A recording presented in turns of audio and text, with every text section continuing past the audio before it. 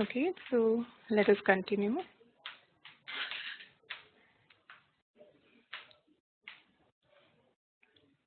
So yeah, we were talking about these multivariate regression line. It is W1x1 plus W2x2 plus and so on. You can write it in the same form as we were writing it in the simple two-dimensional line.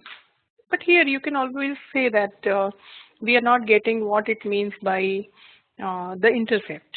So intercept could be the variable, let us say W1. You can say that W1 is the one which is, or maybe I can introduce a W0. So along with this W0, you will have the complete equation of it. But without intercept, the equation works like this: W1x1 plus W2x2, etc. So don't get lost in these terminologies. You will understand more when you will also have an opportunity to do it on your own. I will get you the Python program maybe in a week or so as a practice exercise to compute every error which we are having in this discussion and use certain things, certain algorithms to reduce those errors. Okay. So when we talk about the error surface for linear regression in one variable, you can understand that x1 is that observation's first value, y1 is the first value of the first observation. Similarly, x2, y2, xm, ym, etc. are the pairs of x and y values. Any hypothesis hw, why I am writing hw for f is only because its optimal characteristic is represented by hw. That approximates the function that fits best to the given values of y. So there is likely to be some error corresponding to each observation, say I. The magnitude of such error is yi minus hwxi. Why should I write it like this? Here you need to understand what it means by this.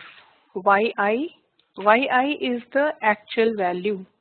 Actual value, how did we take in the previous computation? It was taken as y, and hwxi was taken as p. So basically what we took as p earlier is obtained by this computation hwxi, right? Hw is the name of the function. Its expression is given by w1x1 plus w2x2, etc. And xi is the ith observation, whose interaction with the line gave us this y point, which is nothing but p. So you are going to optimize this error for the minimization of yi minus hwxi square. So what we did earlier was the summation of y minus p whole square, right? And then we took the sum of it, right? You took sum of it for all the observations, and then you understood which is the minimum. Okay, so with this we are going ahead to see the linear regression in two variables. Let us say there is one variable x1 which is the number of hours for work, number of hours of work which people did for a company, and number of items produced is in these values. Every data is numerical, and average wages paid to each employee. So each employee was paid some 300 rupees or 220 rupees. It is distributed on the basis of the production, right? So the number of hours put in by them and the number of items that they produced, right? If they had put in less number of hours in that week or month and they produced less number of items, then the wages were less. It is accordingly. So here there are two variables, and the wages each employee will get will be dependent on these two variables. So it is just a fictitious example. Now you can understand that instead of a line, there is a plane that is to fit this entire data. How will you visualize this data? It is on x-axis or x1 axis it is 89, on x2 axis it is 4, on the z-axis, right?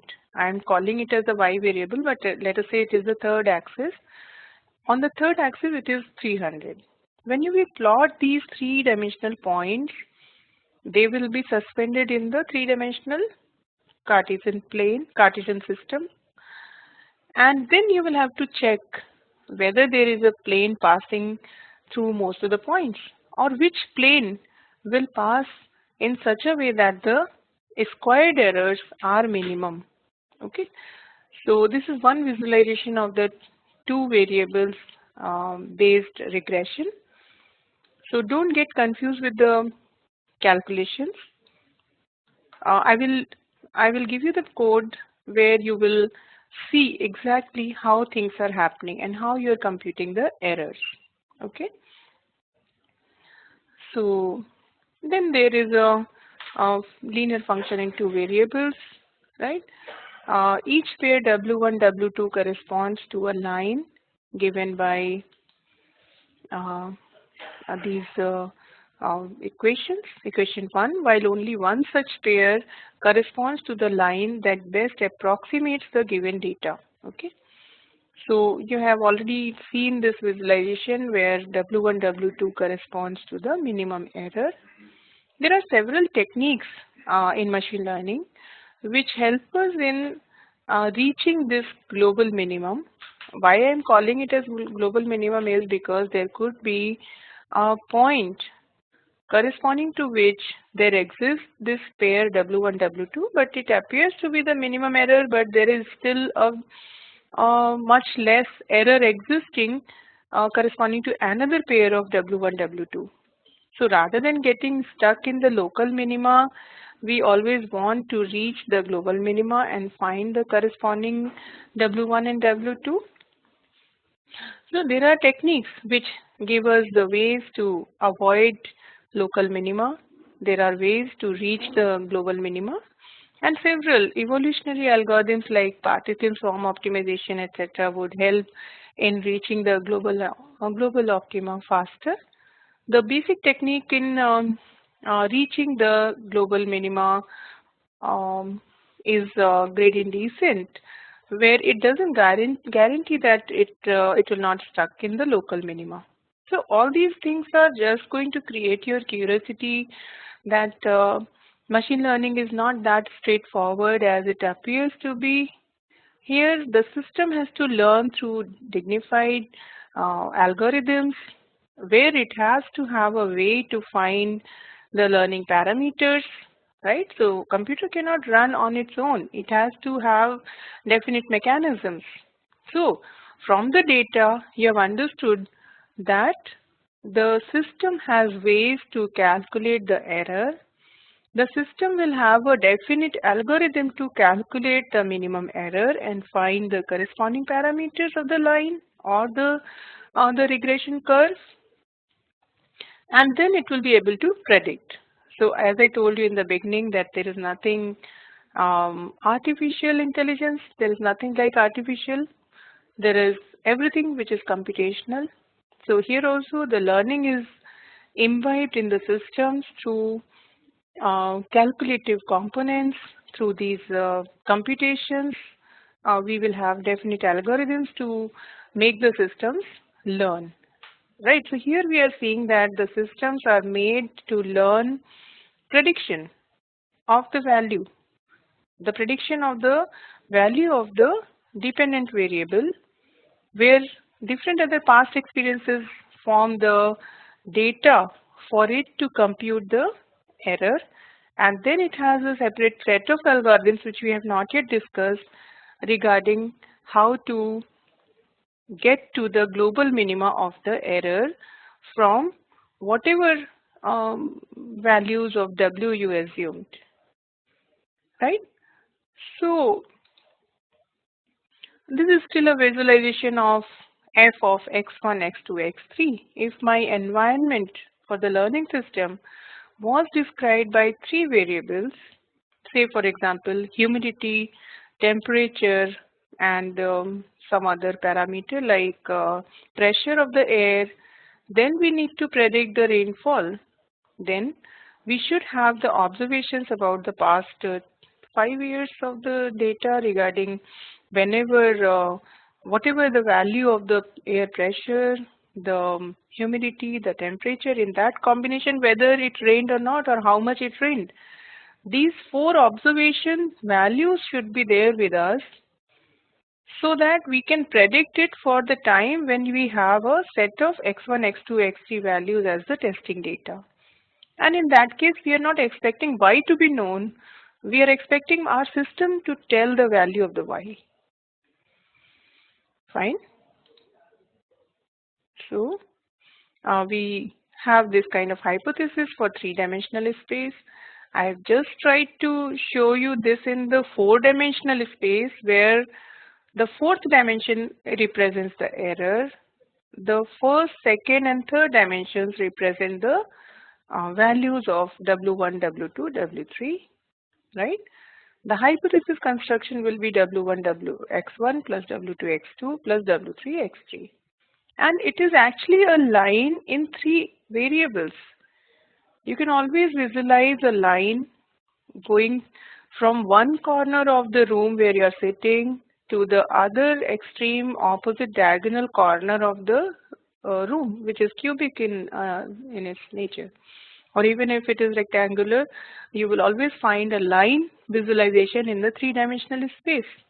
And this is still being a line exists in the three-dimensional space.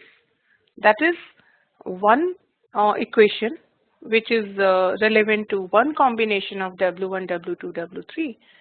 If you will visualize how this line will plot on W1, W2, W3 space, this line can be plotted as a simple point representing W1, W2, W3. Right? So, yeah, the shadow I have just shown is to get you the feeling that this is a four-dimensional space. Of course, we cannot visualize it. We just assume that it exists. And mathematically, you can even work with 100-dimensional spaces.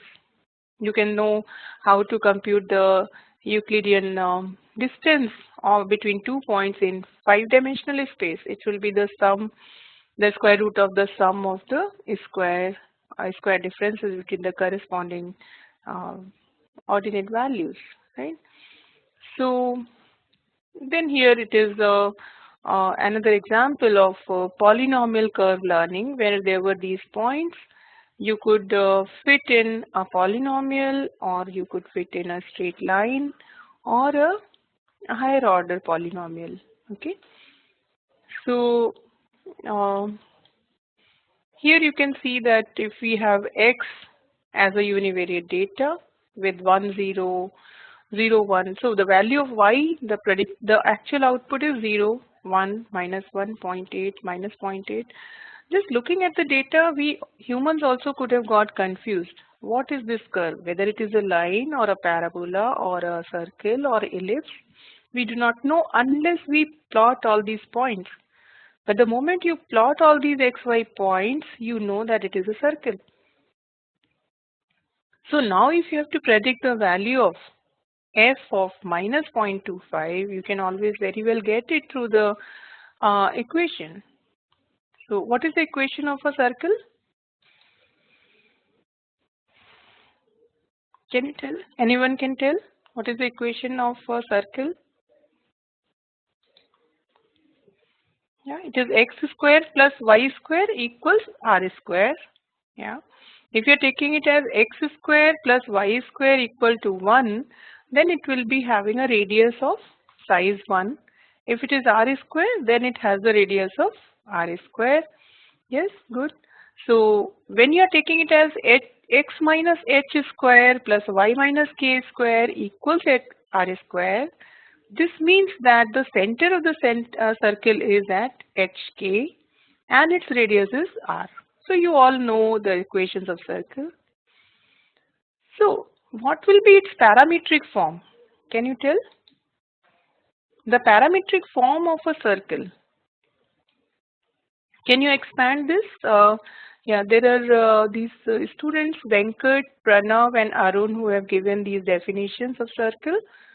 So if I'm writing x square, okay, I will write it as x square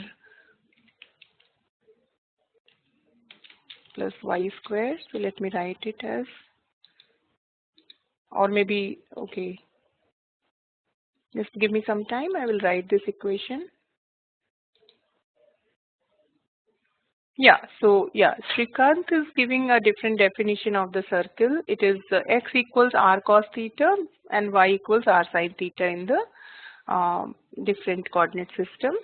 Okay, so if you're writing it like this, say x minus h square, okay, and plus y minus k square equals r square. So if you will expand these squares, what will you get? You will get x square minus 2hx minus plus h square plus y square minus 2yk plus k square equals r square. So how can you write it in the most generic way? It will be x square. Okay, so I am writing it like differently so that I don't have to switch between the squares. X square plus y square. Okay, sorry.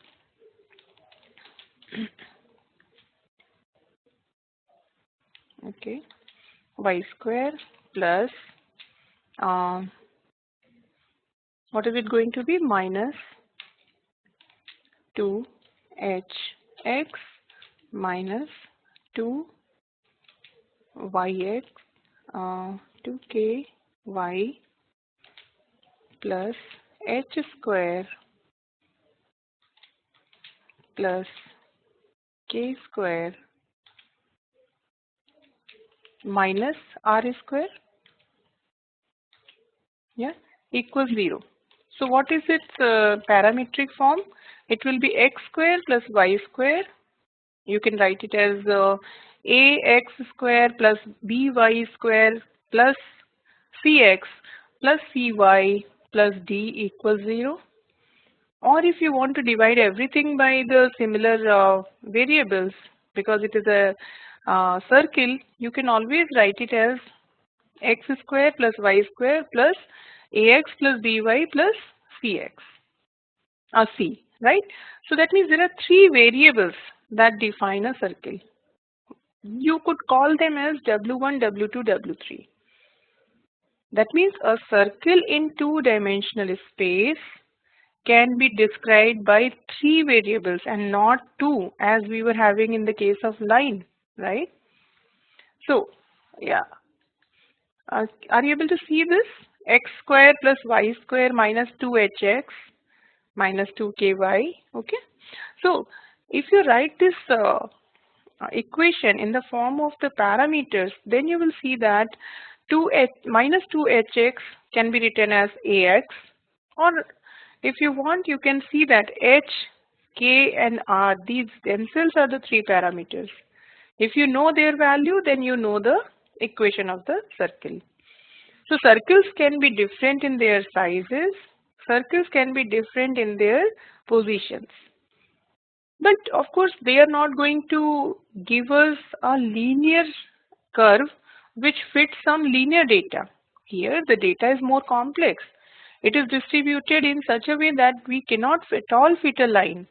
So we have to go for a second order curve, which is by chance a circle. It could have been a different curve. It could not have been a circle at all. So we always visualize these lines or these curves as the parametric curves, where certain number of parameters define these curves. Okay? Yeah. So we do not need to know if a function is linear or circle or polynomial. We keep trying the errors, and if you see that it is not linear, then you will have to change your model. That will come quite later when we will discuss the hypothesis form as a non-linear form, right? So here I'm just trying to tell you the difference between uh, the functions which need to be approximated for the linear data and for non-linear data. Okay. Later on, we will be using some kernel methods to translate or transform these non-linear parametric forms into the linear ones. Okay. So this is also kind of overview that I'm giving, but in today's lecture, you need to learn one major thing, which is the squared mean error for the given data, which is approximated by a line, either in two-dimensional space or in one-dimensional space or in three-dimensional space. You need not worry about the non-linear approximation. It is just a kind of overview of the non-linear approximation. Fine.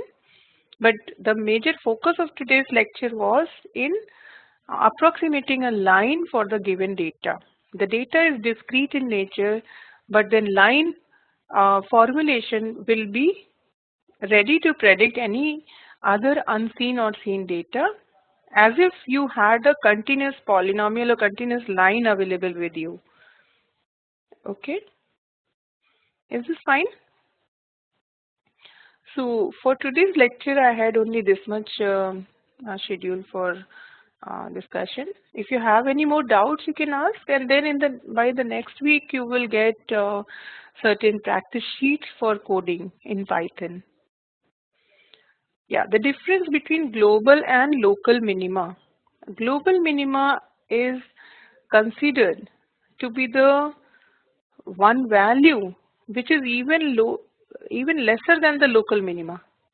It is something as if you are being given some certain awards or some marks, and when you are given marks, you feel that okay, yeah, out of 50, I'm getting 35. That is pretty good. It is almost the maximum.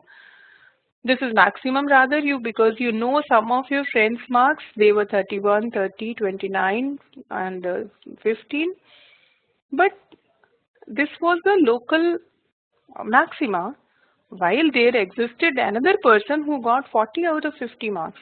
I would say that 40 marks were the global maxima. Similar occurs for the local and global minima in the reverse direction. Is it okay? The difference between global and local minima. So how is error approximation leading to learning? Yeah. So once you have obtained the weights, right, which are the best weights, we will continue these discussions for learning part in the next class. So I will give you a hint that once we have this equation of y equals wx in the most simpler sense, when it is a line in univariate data, it is the line fit for the univariate data, and once you know the slope, then if there comes a value of x for which you have to predict the value of y, knowing the value of x and knowing the value of w, you can always compute y, which is the predicted value. Okay. So a book link I will try to give you early. So today's class will be up, all the classes will be uploaded as recording either today or tomorrow. Okay. So the question regarding how to or why to take global or local minima. Shivam, I'm not very clear what you want to ask here. Why do we need to calculate or take global or local minima? So if we are actually happy with local minima, it will be something as if we are approximating very harshly, very less efficiently, and whatever will be the predictions, that will not go so good. Your accuracy will still be lesser. Okay. Course handout is uploaded right now. There will not be major changes, but some more changes I will be mentioning in the revised handout within a week. Okay. So there is no courseware, as I told you in the last class. We will have our live lectures and we will go with that. Okay. So yeah. So handout with all the textbooks, that is already uploaded. Yeah. So textbook is already there. You start reading this. The link is also given most probably. Otherwise, I'll give you another link. So keep reading. I will give you the updates as and when they are available. Yeah. Okay. So what is the use of global minima and local minima? That I explained that with global minima you are bound to get the best accuracies of prediction. With local minima you may likely get less accurate results of prediction. Okay. So last circle problem I will pick up in the next class most probably. Yeah.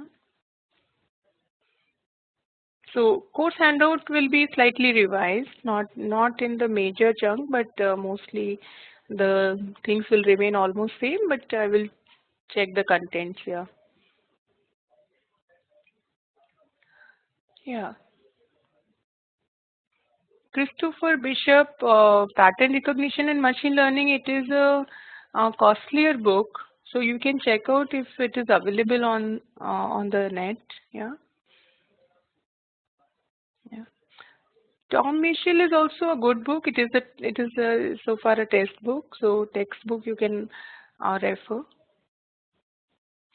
Yes, definitely. As I told you that Python learning, I will give you some more links and some more practice exercises. Yeah. So Tom Mitchell is a good book for you to read. If you purchase, it is good. So I think 26th January we will not have the class, right? So the class schedule is uploaded one day before. You can keep checking. Yes, Python is needed. I'm sorry. Yeah. So that we need to learn. What is that? Generic Python programming. Yes, you have to. Okay. Yeah. Yeah, sure. So as the classes move on, you will keep getting something or the others for practicing, and you will learn slowly. But you need to also put yourself motivated and keep attending the classes, and definitely you will grow. Yeah. So we will actually focus on Python-based coding for this understanding, and otherwise you can use any other thing, but your assignment will be based on Python. Yeah. Sure. So you will get some examples and solutions as well. Yeah. Priyaranjan, we will give you. Yeah. Not now, but later. Fine. So I'm closing this session now, and then we will meet next week, probably on Sunday. I think the class is not there, but you keep having an eye on the schedule. The class will be on 27th and not on 26th. Fine. So I'm closing it here. Okay. Have a nice day.